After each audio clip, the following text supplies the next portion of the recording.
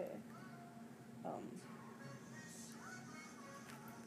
What does it feel like to put your art out there in the world? It feels really powerful. It's something that I've been trying to do more in the past, like, 6 months especially. This summer I decided to start, like, constantly be making things.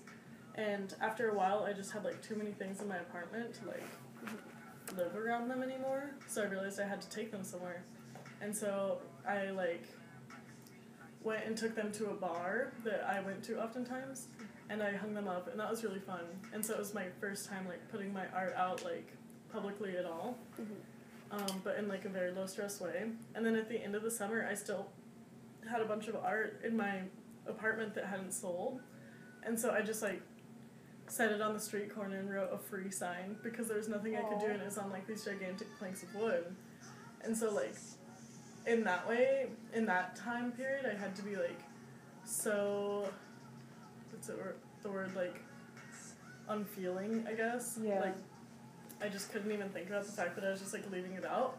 But I knew that it was out in the world, and so then, like, I guess for me it became more important to just, like, get this shit out than anything, just because it feels powerful to, like, kind of not know where it's going to go or, like, how it's going to affect people. Yeah. So it feels really good. But it also feels, like, super vulnerable, especially because it's, like, on display for the MIT audience. So it's not just kind of, like, strangers who could connect with it as they would, you know, a more anonymous person.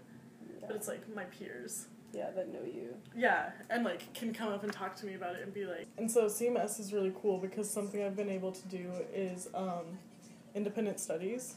And so this independent study was in curation and exhibition. And I got to do it under my mentor, Jay Scheib, and it was a really cool experience. I got to talk to the curator of the list and curate 2 exhibitions and do a lot of cool reading and visit a lot of different exhibitions around Boston and New York.